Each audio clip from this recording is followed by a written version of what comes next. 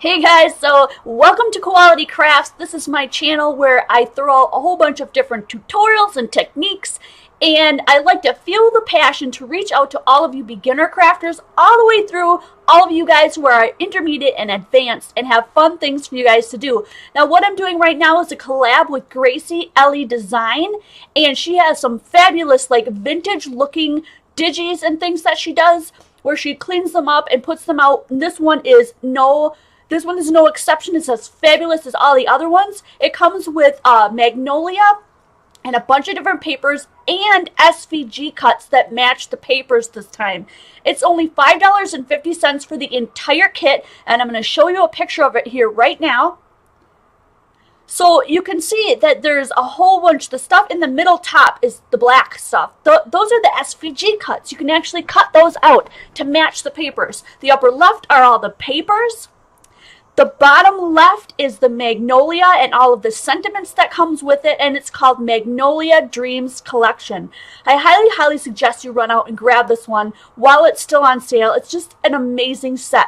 Now what you see on the right, the far right top and bottom are the two papers from the collection that I chose to use, and you're going to see those on my project today. So here's the project that I did. I'm not going to show you how to make this box. I can link you to it in the description below. But what I want to show you is that I used the Magnolia. Well, I used the paper on the back and the front, first of all. And this was one of the emblems that you could actually die cut with the kit.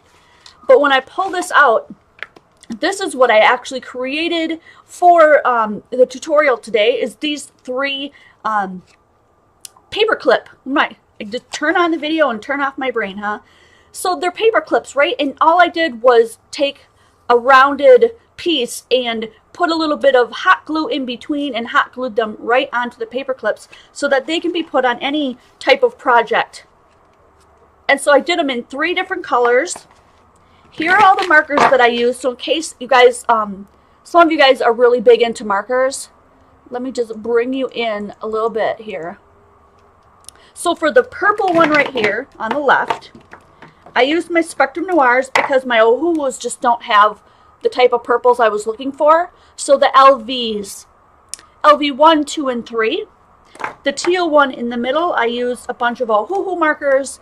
And you're going to notice that I used a light, medium, and a dark for all of these, but it's super fast. You're going to notice this is really easy to do.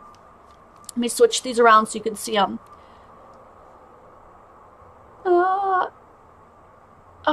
Yeah. Let me turn on the autofocus because otherwise you're not going to be able to see these numbers. There we go. As soon as I can hold still enough, they'll clear up. Well, usually they do, but you know, you never know. These cameras are so finicky. It's just crazy. Let me read them off to you. We've got, what is that? Indaro Blue 64, Turquoise Blue 68, and Frost Blue 182. And if you're looking for these markers, these are really inexpensive. They're only 50 cents a marker. Not refillable, not replaceable. You'd have to buy like the whole set again. But if you're looking for something to start out with, I love these markers. Ohuhu Art Markers. They have different brands, but if you're looking for these, I'll link them down in the description box below. And then this last pink one, I have a couple here. These 2 greens right here I used for the leaves. I colored the leaves, so that's not actual paper. It's like cardstock, just colored for the color that I wanted specifically. And so these ones are, oh look at that, now it's going to work. 6 Vivid Pink, 84 Pastel Violet, and 198, oh, and it gave up, and 198 Tender Pink. And then the 2 greens I used were 56 Mint Green and 52 Deep Green. And that's how I got the look of these. I think I ended up going with the darker one. I'm not sure. But anyway, let's get the tutorial started so that you can see how I created these. And it's super easy and really quick. So here we have a printed version of the Magnolia. Just the flower, okay? And I'm going to turn that back off, otherwise you're gonna have autofocus dizziness here. I went ahead and cut out 3 of them. Now, it comes with a little, like a branch and a leaf, and I just went ahead and cut those off. And I want to show you one tip that makes your projects stand out a little bit more, and it's just an easy thing that you can do. Anytime you cut something out, take a brush, like a brush tip marker of any kind, and just brush over these edges and make them look like they were inked that way. When I first started crafting, I didn't think that this made much sense. I didn't think it was worth it until I got into it a little bit more, and then realized just the difference that these tiny little things, even though they take a couple extra minutes here, make all the difference in your project, and how finished off and professional it looks in the end. So while it probably doesn't look like much now, it definitely looks different. You can see like the little black edges, like it was meant to be there instead of just the white. Sometimes when you've got a colored image more than just this black and white, like right now, it makes a much, much bigger impact. So I want you to keep that in mind. But what I want to do right now is just take the purples, and I'm babysitting my cat here while I'm doing my videoing. Liney usually makes his little intro, and that was his way of doing it, I guess. I'm going to bring you in just a little bit here, and we're going to use Spectrum Noir LV1, 2, and 3. Now, you're going to start out with the largest one. The latest one. I didn't mean to say largest. Mine is all wonky, so I have to make sure I get the cover off right. And you're just going to go on each petal and go up. Oh, and this is the one that's dying. Oh, no, it's just at Joann's today. Hot dog. Okay, let's skip that one and just go to the next one up. That is the LV2. So if you only have 2 colors, I'm going to show you that you can get away with that too. So maybe you don't have a light, medium, and dark. And as you notice, I'm not doing anything spectacular. No one has to have super awesome skills to do this. I'm just scribbling on each petal from the bottom going up towards the middle, but not the whole petal. Do you see that? I'm leaving a little bit of white on the edges. Then I'm going to come back in with a darker color, and I'm going to do the same thing, but I'm going to scribble about halfway up so that it leaves most of that lighter purple underneath it, sticking out the top, if you will. I'm really big into projects that you can do that you don't need a lot of time, or specifically maybe not even a lot of skill. So now I'm taking the lighter one that we used before, LV2, with the big chisel tip, which I very rarely do, and I'm just going over the top of the whole thing, each one, and it sort of blends it out, not heavily blended. Okay, now if you did this with 2 colors, it would look even better because you'd have the third lighter color coming out the top. I'm just going to go back up, just like that. Okay, but that looks stunning in and of itself by leaving a little bit of white space and just blending out 2 different colors. And I didn't take time to blend them severely, okay? But it still looks really, really pretty. Now, if you wanted to go over that with a lighter pink, I'm just going to grab one of our light pinks here and just go over this all the way to the end. We can get another type of look by adding in 1 more color. I'll just show you this quick.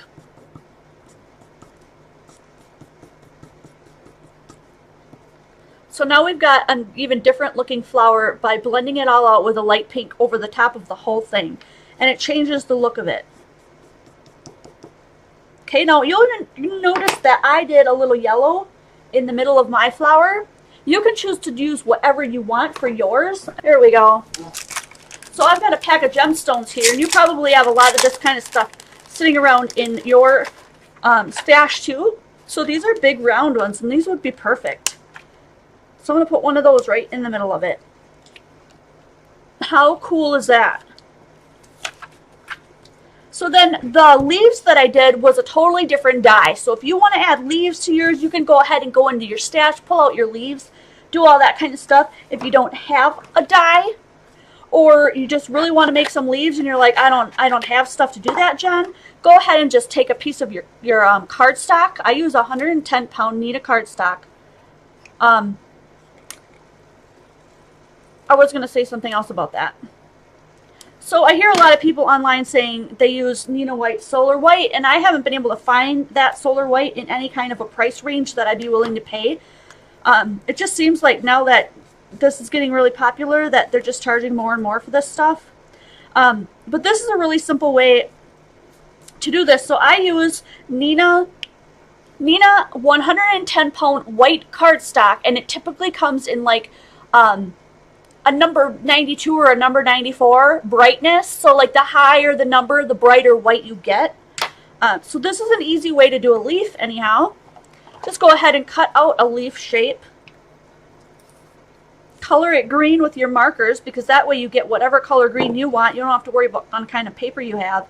And then glue it to the back so that sticks out a little bit. All right, and then all you have to do then is just punch out an inch or an inch and a half type of a circle, put a little bit of hot glue on there, and glue these right onto your paper clips. And you have a paper clip that looks like much like this. Now mine are shiny because all I did was go ahead and add a little bit of glitter glue to it. Let me pull that glitter glue down. This one is diamond. So I'll just go ahead and scribble a little bit on there. So if you're really worried about your scribble job, if you put stickles over the top of it, that blends it out even further in a way that makes it almost hard to tell that you didn't take time to blend those out and make it perfect. So this is a super quick and easy way. It's so pretty, isn't it?